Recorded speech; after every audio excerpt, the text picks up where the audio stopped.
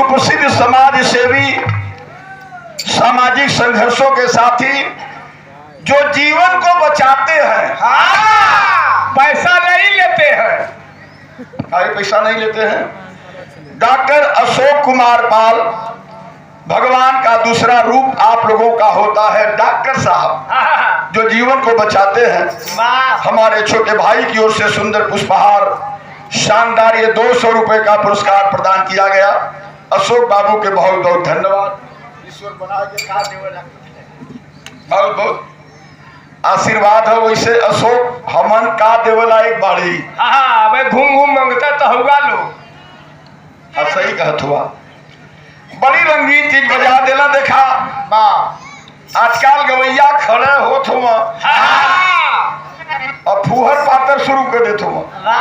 कहो राकेश, आजकल तक कई ठे लेडीज ऐसा चल रही कि अगवैया भी अनगिनती हो गई भैया। कमर में गमछा बांध के लगत है हिलावर और नाच शुरू कर देते।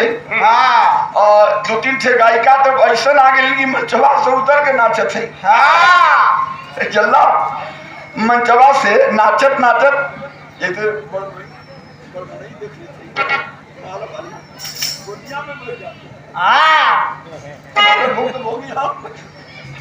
ए भैया देखा दरवाजा हो फूहर पातर ना। और बहुत बढ़िया हमारे अशोक भैया, लाल बाबू भैया, हम दोनों भाई के बोलौलन हमान एकदम फूहर पातर से ना तू लोग के महका लाकी ता एक दुल्हन हो। हाय हाय हाय ई फूहर पातर ना हो। ना ना एकदम ना। अच्छा, तोरे घरे दुल्हन ना है। हाँ, तोरे घरे बहन बेटी ना है। हर एक ईख के खेत में पताई है। हर घर में बहन बेटी है। कवि जी आप लोग बतावल एक दुल्हन अपने लोगन से, सखी सहेली से कहत रहा कि हमार दुल्हा कितना मानल हो। वह बतावत रहल। बड़ी अच्छी गीत हो, सुने लाए, आनंद उठाओ।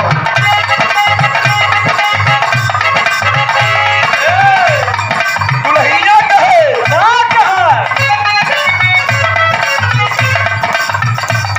हमारे लाल बाबू पाल, सामाजिक संघर्षों के साथी, जिनके जीवन का उद्देश्य बन चुका है समाज के लिए जीना, समाज के लिए मरना। स्वर्गीय माता जी रामरती पाल माई कई बड़ा बेटा हुआ। माता जी के 2 बेटा हुआ, ये सबसे बड़ा हुआ। हमारे भैया आपकी ओर से, लाल बाबू की ओर से 100 रुपया और सुंदर माला भैया की बहुत बहुत धन्यवाद। ईश्वर बना के रखे। वह दुल्हन कहत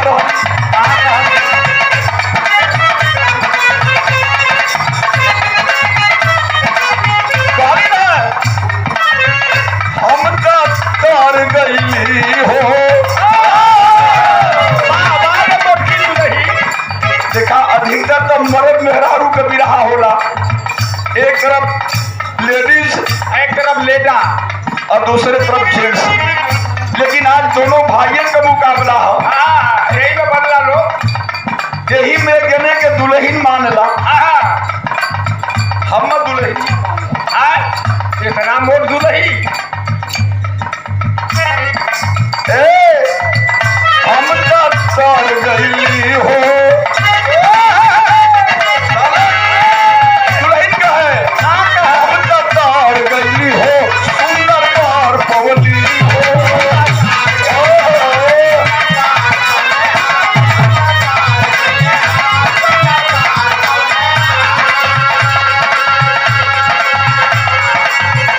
अपने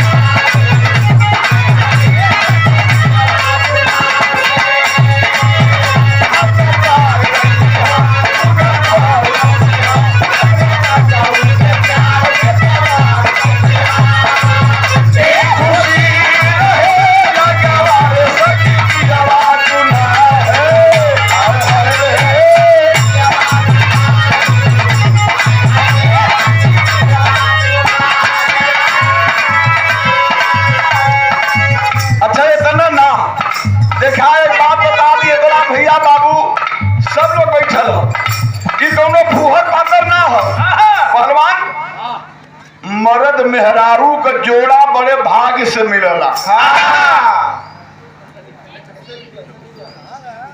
जमुनीपुर ई बेलवा से भोले पाल जकर नाम है भगवान भोलेनाथ के नाम पर रखल भोले पाल 100 रुपया पुरस्कार भोले भैया के बहुत बहुत प्रणाम बा।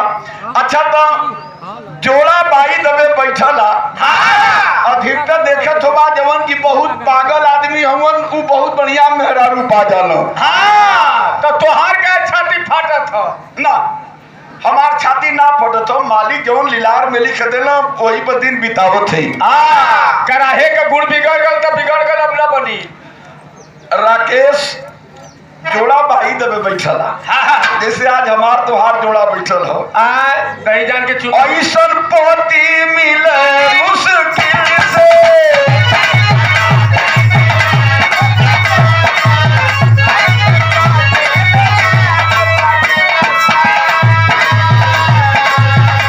पद सेवा सखी हो दिल से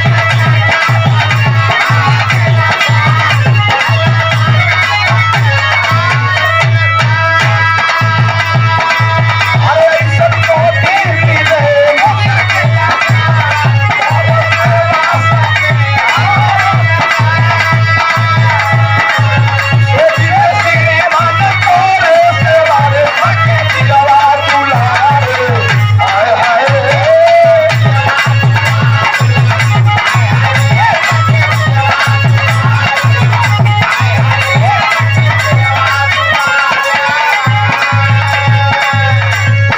अच्छा यही लाइन पर कहीं कहीं आप लोग सुन लो का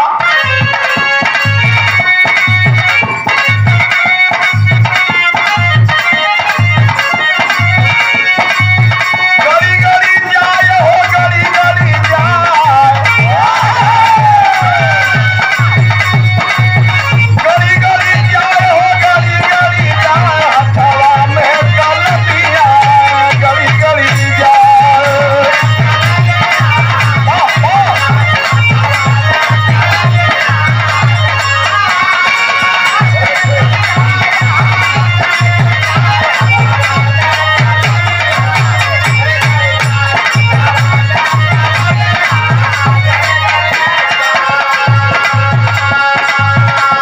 अरे डर गई के मारे जगा गरिया मो गईली गरिया में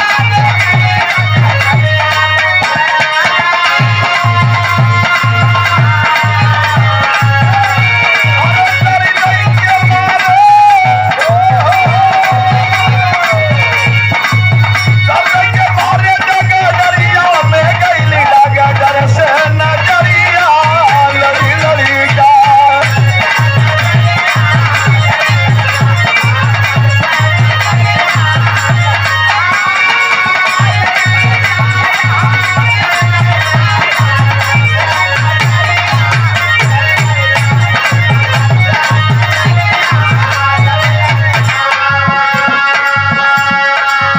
ए 50 रुपए का पुरस्कार बाबू राजेंद्र पाल जी बेलवार ग्राम सभा से राजेंद्र भैया के बहुत बहुत प्रणाम बा। दूसर की लाइन में कहली हाँ